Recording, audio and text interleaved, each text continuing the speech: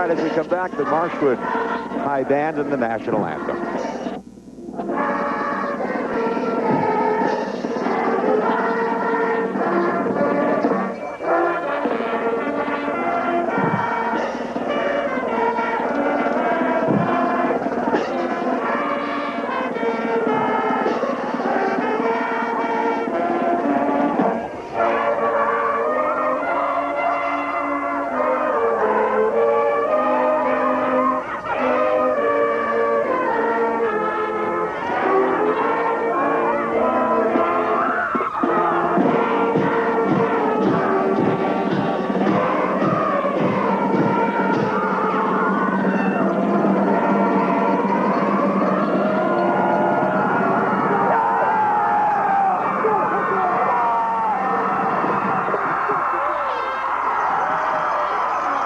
Well, there's a look at the Marshwood Hawks. They come into this game the #1 seed in the Western Maine Class A high school football tournament.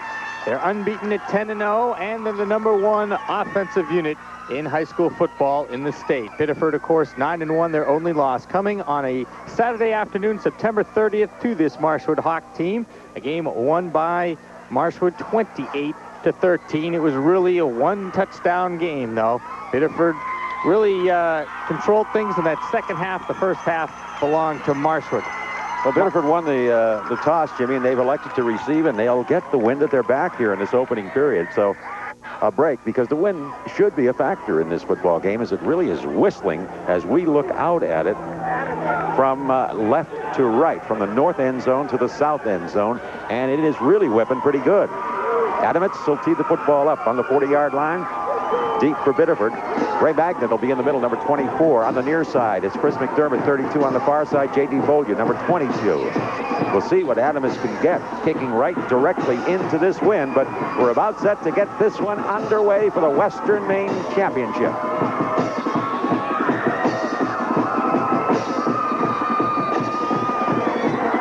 Adams gets a lot of foot into that one. This is Magnet retreating all the way back to the 10-yard line. He's right up the middle to the 20.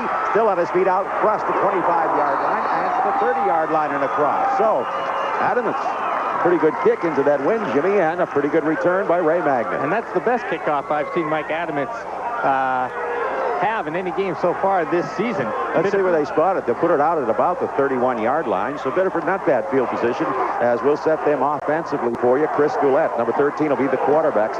St. Ange, the fullback. Bollier, Magnet, DeRocher, and LeBlanc, the wideout. They'll run it from that wishbone. The up man and the wishback, the fullback, John St. Ange. Motion man is Ray Magnet going to the far side. And to give, first time around is St. Ange, the fullback. And this is what they've tried to do, Jimmy, establish a ground game. Well, that's what they couldn't do in the last time they played here in Elliott against Marshwood, is establish that running game. John St. Ange, a good, powerful, built low to the ground type of running back in the style of the great fullbacks that Biddeford has had over the years, and Scott Woodward and John McEwen. And he's really the key to this game. Game of almost 8 yards on the play, almost out to the 41-yard line. It'll be 2nd and 2 for Biddeford. Again, Magnet goes in motion. This time the give is to McDermott, trying to battle off the right side. He's close to first down yardage as he gets it out close to the 44-yard line. They may have to take a look at this one. They may bring the change in. Here's a, well, actually, we were going to take a look, I think, at the Marshwood defensive line, and they are big boys up front. Of course, led by number 77, Justin Rosberg, who is a monster back, a monster lineman.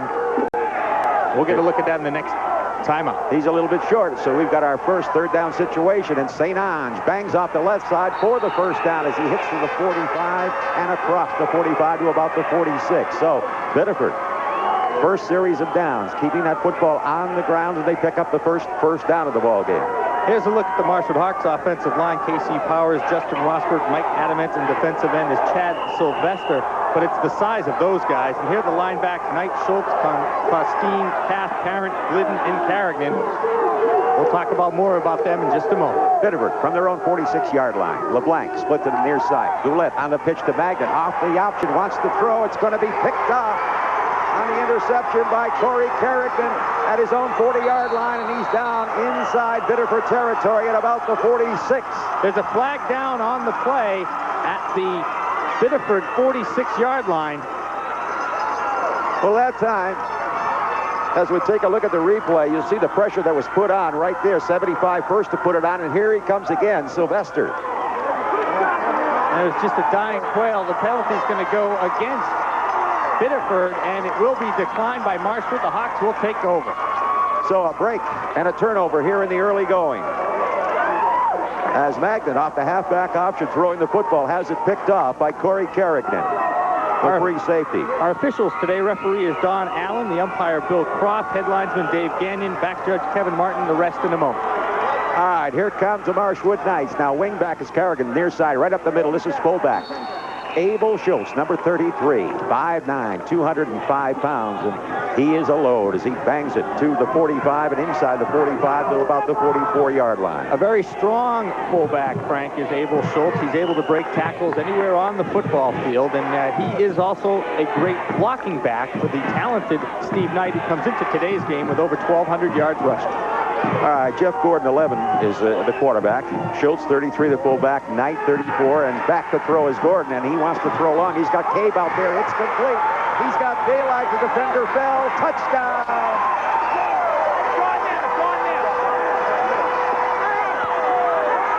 Jimmy, a flag was down. It was thrown right at Pat Willett, who was in coverage that time on Cave. And it'll be interesting to see which way that this ball goes. We'll take another look at it. But Cave was in a battle. It was a 50-50 ball. It was up for grabs, and Cave just out-jumped Willett. And I think there was contact right there before Cave got it. I think the call is against Biddeford. Against Biddeford, you're right. It is going to go against Biddeford, and it's pass interference. It's going to be declined. Marshwood gets on the scoreboard first. Jeff Gordon throwing to Jeff Cave. Cave in a battle with Willett in the secondary, and boy, I'll tell you, these Hawks strike quickly again. 45-yard touchdown pass in the air. Marshwood, of course, comes in here with a great running team. McLafferty will punt, will take the extra kick. The ball is down and is up, and it is good. Marshwood leads 7-0. We'll take a timeout. Marshwood with the lead as they come back upfield. 7-0. We'll be back in a moment.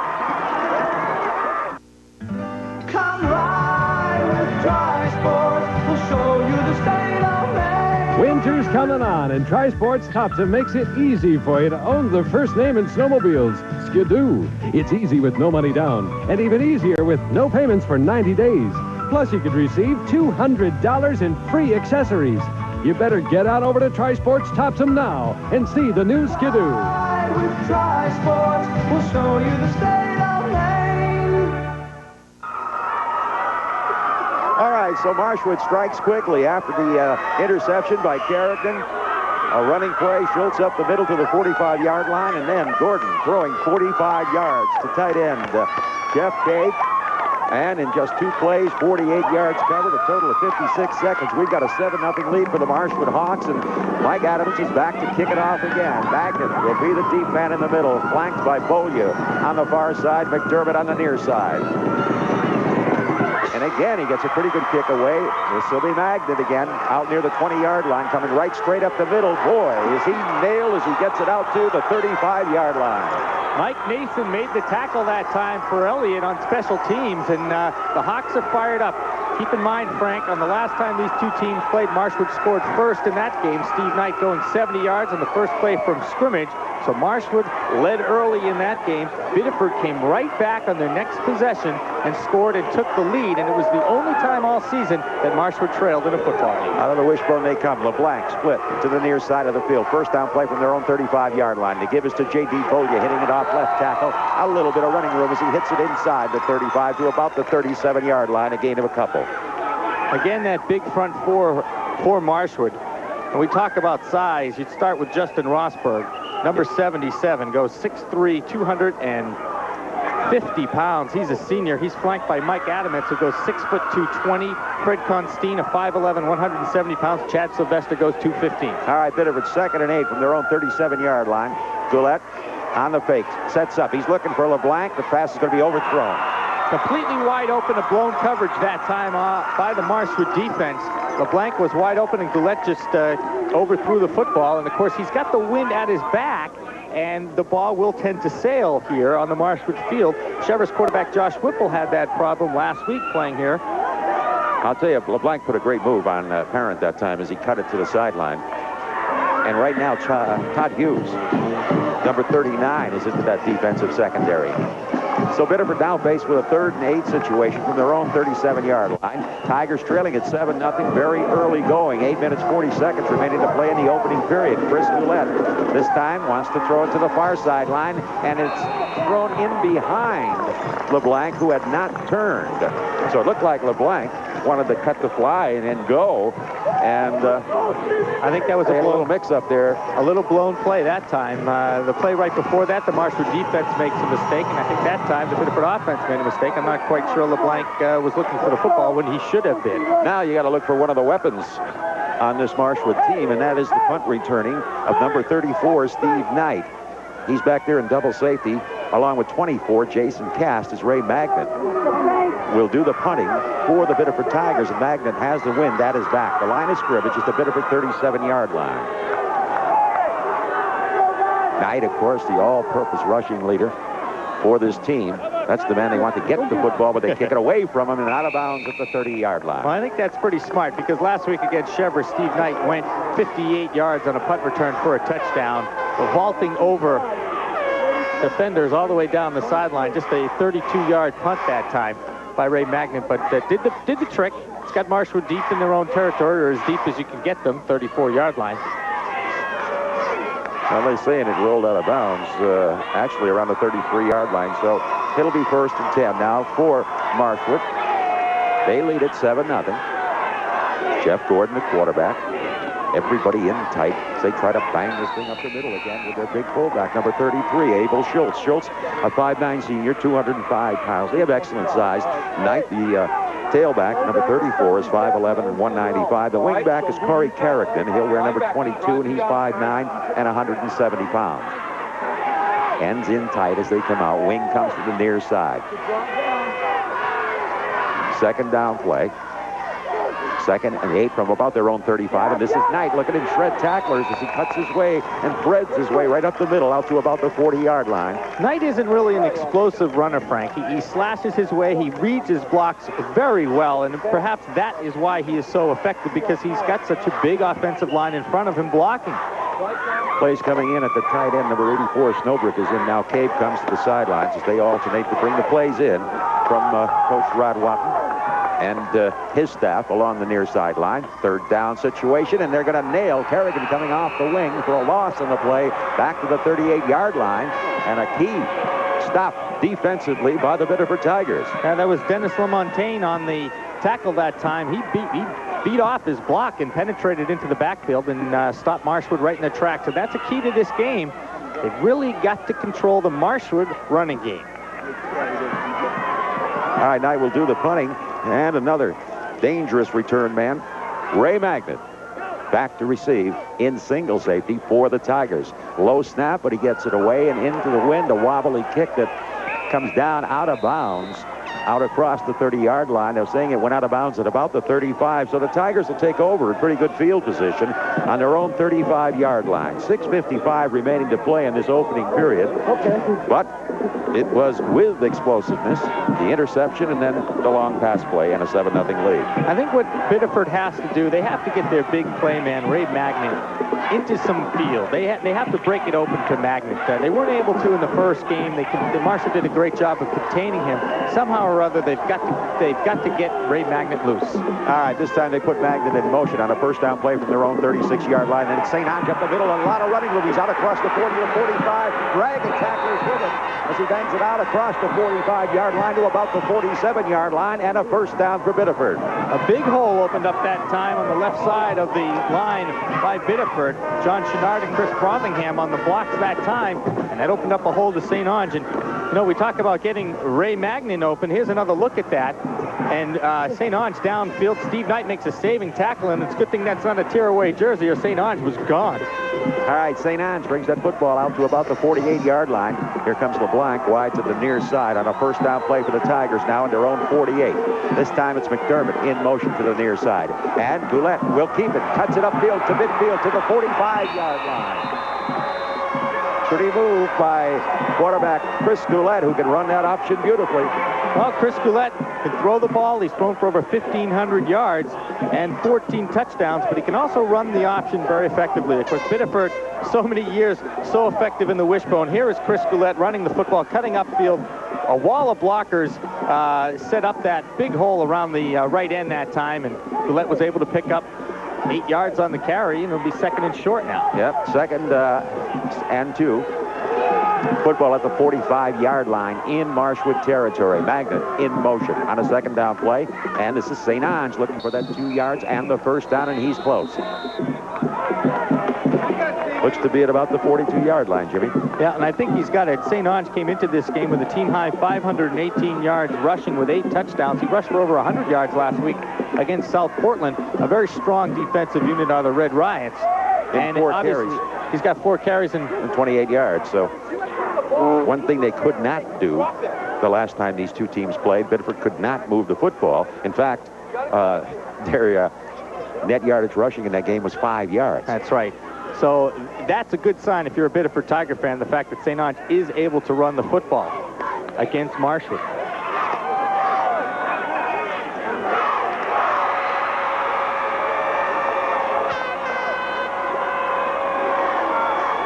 It is good for a 1st down for Biddeford.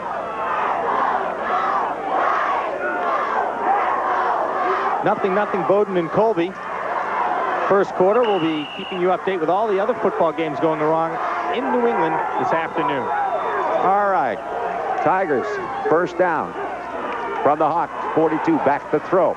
And throwing to the sideline, and it is caught by Magnan, and a great catch. He's at the 20, he's at the 10, he's down inside the 10-yard line at about the 7-yard line.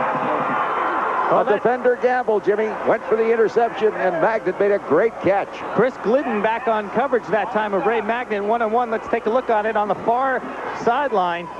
Magnan just beat his man. Chris Glidden went for the interception or the knockdown. Magnan slipped that tackle, and then Jason Cass finally chased him down and knocked him out of bounds. But it will be 1st and goal for Biddeford now, and that is the big play. Ray Magnan doing his thing. Magnan. Mike Landry says we have to get the ball into Ray Magnet's hands. They did that time. Glidden did gamble on the interception, but great recovery there by the outside linebacker, Jason Cass, to make the stop. Here comes John St. Ange, and there's nowhere to go as he tries to bang it off the left side. Nothing but purple jerseys there. Mike Adamits was the first one to penetrate that time, and he made the tackle immediately on St. Ange. Just held on and got a help from all his buddies. And there are a lot of big buddies on that line from Marshwood. Over 200 pounds across the front 4, and this is only a school that has 625 kids in it. They grow them big, and there's obviously a lot of other purple jerseys on the sideline. They've got about 78, 80 players on their roster. Well, it looks like they're going to give them about a half a yard in the play. It's close to the 6-yard line. It'll be 2nd and goal for the Tigers as they split LeBlanc wide near side of the field on a 2nd down play. Chris Goulet into a long count. The give is to Bolio, banging it off the left side, and he is close to that goal line. J.D. Bolio, 195 pounds, and he banged in there pretty good as he slid off the left side. Well, Bolio is a kid who transferred to Biddeford from Massabesic last year. Almost impossible to see the yard line marker from here. Looks to be at around the 2.5-yard line. Well, those yards get very stingy down that end when you're looking at that front 4 of Mike Adamits. And LeBlanc is split to the far side of the field. A 3rd down play, about, we'll call it 2.5 yards away. This is Goulet on this keep. He dives. He's in for the score. Chris Goulet from a couple of yards out runs the option, cuts it up, and just lunges and gets that football in for the touchdown. Here's another look at it. Goulet will cut around the right end, pick up a block right there, and cut up and beat Chad Sylvester to the goal line. And keep in mind, the ground cannot cause a fumble, so as soon as that ball crosses the plane of the goal line, it's considered a score. And now Biddeford comes on to attempt the extra point and look for a tie. All right. The NT is the place kicker. Soccer player. And we're going to get a timeout here. Looks like a timeout going to be called by Biddeford, so we'll take a timeout with the score. Marshwood 7, Biddeford 6. What a break. Being cool, you'll find. Hi, It's a guys. state of mind. Nice leg. A refreshing attitude. Come on, shortcuts. Get high. hot. Cool is all you got. And doing it country cool. Mountain Dew. So chill on out when the heat comes on. With the cool, smooth Mountain Dew. Doing it country cool. Hi, girls. Nice wheels. All right, welcome back to Elliott, Maine.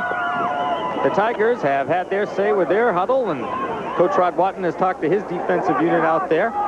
Biddeford will be going for the tie here. No, I don't think so. I think they're going to go for I think that's why the timeout was called. I think they called timeout. They're going to go this goes in place of the shot. See where they set it up. Yep. On the far hash mark. So the Tigers now looking to take the lead. Marshwood leading at 7-6. We're early in the game. 3:54 remaining to play in the opening period. And they're going to go for a couple. Showing They're the going to slot right formation. Magnet is the slot back. So here we go. On the point after. Goulet will look to throw for it. He's got a man. It is caught. Great diving catch. And let's see who that is. Is it Bolya? J.D. Bolya. The kickoff. So the 2 points that time goes up on the board for Biddeford, and the Tigers take the lead 8-7 over Marshwood. And Frank, this is only the second time all year. We'll Here's look at this another again because this was just a great catch by Bolya. Look at on the left side of your screen. as they cleared out for him. He made a great catch just off the grass, and he hung on to it. And Biddeford grabs the lead at 8-7. 3:54 remaining to play, first period. Like we said over and over again, Frank, this is only the second time all year that Marshwood has trailed in a football game. Okay, it's only 1 point. Both times have been to Biddeford. That's right.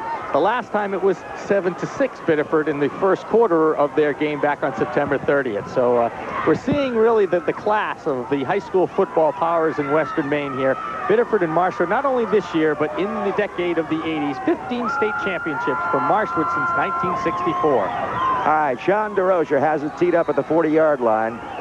Knight and Castor deep. It'll be a squib kick. And one of the up guys, Abel Schultz, the big fullback, will field it and bang it out across the 35 out to about the 39-yard line. Let's go down to Tom Caron.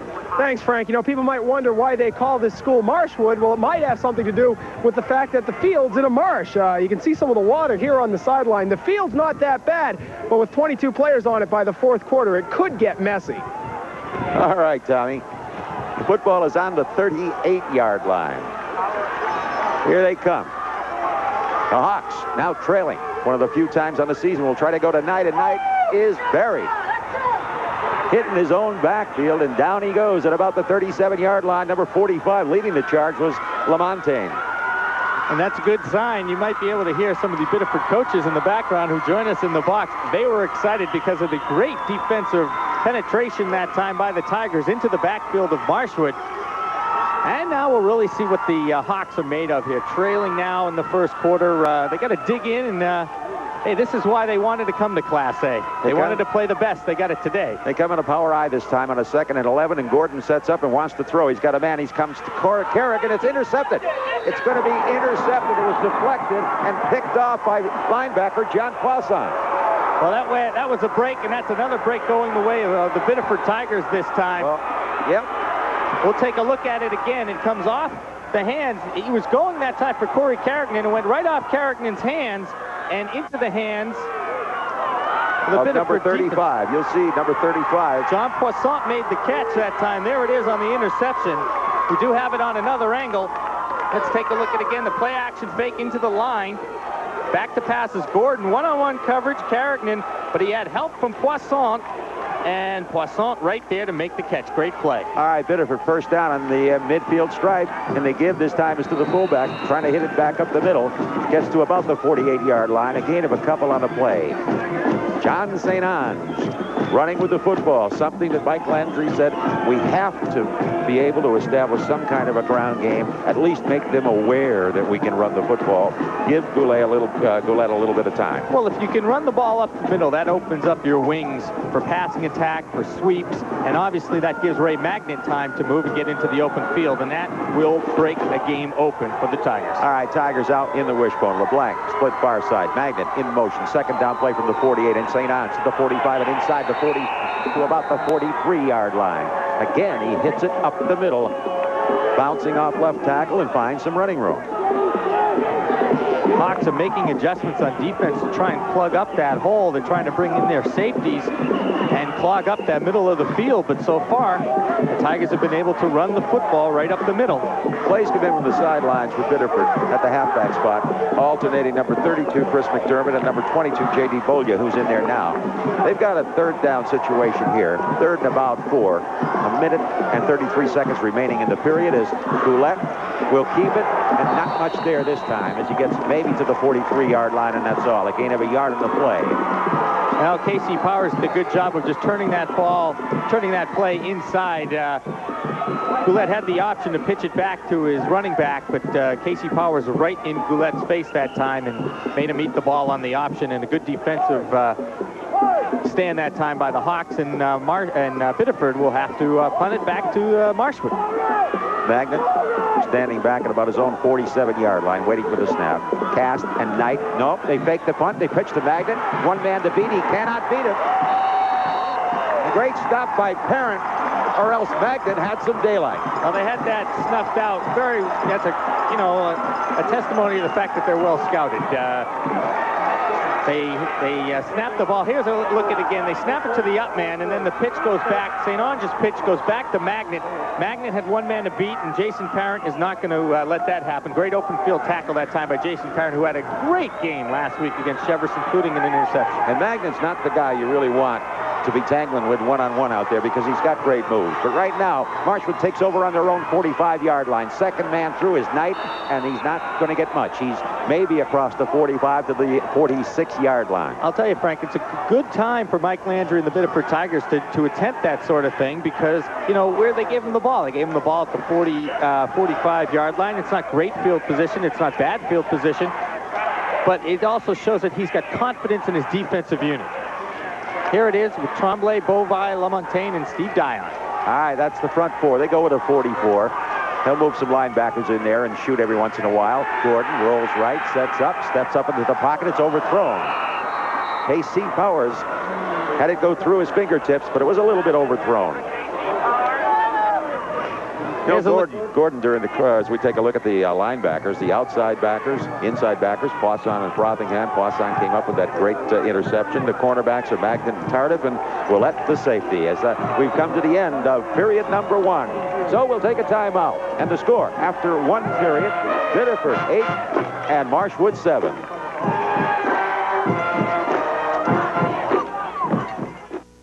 Tickets that are worth something. Speeding ticket, $50. Dry cleaning ticket, $12.50. Parking ticket, $5. First balcony tickets to a second-run show, $16 each. Another parking ticket, $10. Boston Red Sox ticket, right field, bleacher seats, $12. Low number ticket from Stan's Deli, $9.50, and a coupon for free potato chips. Movie ticket for 2, $10. Ski ticket, $25. This week's winning Tri-State Megabucks ticket, about $1 million. Now that's the ticket. Tri-State Megabucks. Play this week and just imagine. Find wall studs electronically with the Zircon stud sensor. In November, it's just $9.44 at participating True Value hardware stores and home centers. All right, back here at Marshwood. I didn't see that one. He's got an M. Is he wearing an M? He's got an M. Oh, That's boy. Marshwood dog. Okay. I don't know if the dog had any decision to be made on whether he had an M emblazoned on his belly or not. Well, the football will be on the 46-yard line. Marshwood in their own territory. It'll be a 3rd and 9 from the 46-yard line. Taking a look at that first quarter, Frank, I think the most encouraging thing for the Biddeford Tigers is, A, they've been able to control Marshwood except for that one long pass for the touchdown, and B, they've been able to run the ball effectively to John St. Ange. Those are two very key factors in this game coming into it, according to head coach Mike Landry and the Biddeford Tigers. Okay, here we go on a key 3rd down situation as we start things here in the second period.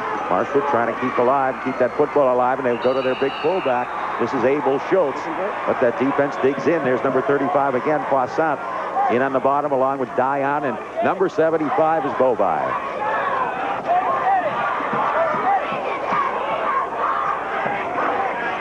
He moves it to the 49, where it'll be 4th and long. And a punting situation. Knight will drop back to do the punting. For Biddeford, Tardif and Magnet. Back in double safety.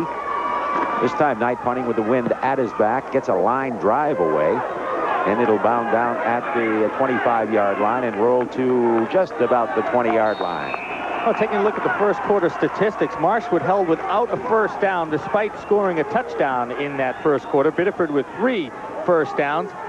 As far as total yards go, Biddeford with 87 total yards, Marshwood with 54 yards. Biddeford with a big time of possession, 7 minutes and 41 seconds compared to Marshwood's just 3 minutes and 19 seconds. And Marshwood limited to 9 yards on the ground here, unofficially in that first period. So Biddeford takes over. Now we'll call it the 21-yard line. 1st and 10, Magnet comes in motion. LeBlanc is split to this side. They're trying to go to Bolya, trying to bang it off the right side. And he is thrown back after getting maybe a yard out to about the 22-yard line. Well, they run Bolya and McDermott wide to the right, and they wide to the right and the left, and they try and spring Magnet for the long one, and they shoot St. Ange up the middle, and that's really the Biddeford running attack in this game. Todd Hughes, number 39. You know, we've into talked that defensive unit again now. Frank, we've talked about the great record for Marshwood with the 15 state titles. Biddeford has 5 state titles, more than any other team in Class A. All right, LeBlanc to the far side. This time Magnet comes wide to the near side on a 2nd down play for the Tigers as Goulet drops straight back. Looks for Magnet long down the near sideline. It's going to be underthrown. Glidden with him, step for step, down this near sideline. Good coverage that time by Chris Glidden, who got burnt the last time he went one-on-one with Ray Magnet. That helped set up Biddeford's go-ahead touchdown in this game. Here's another look at the Eastern Maine Class A final, Coney and Skowhegan. Of course, the winners next week will meet for the state championship, the winner of the Marshwood-Biddeford game and the winner of that one. And Northeastern leading Maine 7-0 the first period. The Black Bears still struggling. Colby leading Bowdoin 21-7 at halftime. And we'll continue to have scores and updates of those games all afternoon long. Biddeford now set in a 3rd and 9 situation for their own 22-yard line. Bolya comes in motion. Gillette goes to his fullback, and out across the 25 comes St. Ange, out to about the 26-yard line, and they'll be forced into a punting situation. Well, it's turned into kind of a defensive struggle between these two teams, and of course they came in as the top 2 offensive units in Class A Western Maine. They also came in as the top 2 defensive units. You know, Jimmy, I think the wind is a factor on that pass that was thrown by Goulet. We saw how the wind held that thing up, and now Biddeford is forced to punt into the wind from deep in their own territory. Magnet is deep, and we'll keep our eyes on Knight as they crisscross back there with Cast. Almost had it blocked. A line drive will be fumbled by Cast. Back to retrieve it. He picks it up, and down he goes at about the 31-yard line. So big play for Biddeford. That's right, big play. Kevin LeTellier went back there and made the initial hit that time on Jason Cast, who picked up that ball, and that's always a dangerous situation. We'll take a look at it again. A line drive kick by Ray Magnet. Marshwood came on the block that time, but Magnet got off a great punt. Cast just got his fingertips on it and had to chase the ball down, picked it up, and immediately was hit by LeTellier, slipped that tackle, but was finally brought down on the play by Neil Bolduc. 43-yard punt. And I'll tell you something, Frank, that wind has swung around a little bit. All right, first down play now for the Hawks from their own 35-yard line. On the option, Knight wants to throw. It's going to be picked off. Magnet makes the interception at about the 44-yard line. The Tigers, a big break as they take over with great field position. Well, I don't think Steve Knight would want to throw that ball again if he looked at this replay. He had nobody really to throw to and just kind of threw a fall-away pass, if you will. Ray Magnet made the interception. He was looking for Corey Carrigan, but there was no way that ball was going to get to Carrigan. Magnet comes up with the interception, and Biddeford comes up with a big play again. Watch the pressure in this from number 22. J.D. Bolya put a lot of pressure on him. Yeah, and he also had another guy in his face right there. So here come the Tigers. First down now from the Marshwood 42-yard line. Bolya comes in motion. The fake to St. Ange. He throws over the middle to LeBlanc. Can't hang on to it. Almost a great catch. And that was almost 6 points, too. He had beaten Jason Parent on that slant-in pattern, Frank, and that ball went right through his hands. LeBlanc, great receiver, though. 30 receptions on the year. LeBlanc, they tell us, coming into this game is only 5 shy of the all-time single-season receiving mark at Biddeford. Sean DeRocher already has the single-season touchdown mark with 8 touchdown receptions from Chris Goulet, who has thrown for 14. LeBlanc goes to the sidelines now. Tardif is in, and this is St. Ange. He runs right into Justin Rosberg, 6'3", 250 pounds. He makes the stop at the 41-yard line. Actually, Goulet now has 15 touchdown receptions after... Oh, check that. I'm sorry. 14, like we said. No, the pass did set him up, but Goulet, of course, took it in himself. So a gain of a yard on the play. It'll be a 3rd and 9 for Biddeford from the 41-yard line.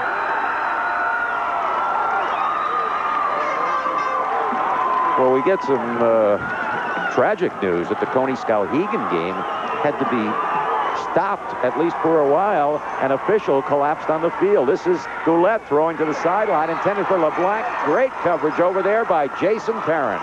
Well, Jason Parent going one-on-one that time with LeBlanc, and he made a great play to knock that up. And Jason Parent, an outstanding defensive secondary player for Marshwood. Watch the top corner of your screen there. LeBlanc turns out. There's Jason Parent. Bang. Great play. And that's a sign of a good defensive back, to wait to that last possible second and then just make sure you hit that football. I'll tell you, one of the keys, Jimmy, could be the fact that Goulet is getting time to throw the football. And if you give him that much time, he is very accurate. He's thrown for 63% on the season with 114 completions. You can't give him that much time. High snap, but Magnet gets away. Another fine kick. Knight looks at it, and they kept it alive, I think. Did he? No, the official said it got into the end zone. Boy, almost a great play in that far corner. By who was that down there? Frothingham, I think, number 54, the Tigers, who tried to slap that thing back, almost made a great play. This time, a 41-yard punt. Take a look as at we it get again. another look at Frothingham flying down. See if he... No, it isn't. Is it? It's not 50. It's LeBlanc. I think it's 80, isn't it? Is it 80? Yeah. he was in the end zone. His foot was in. They don't have instant replay in high school football, guys.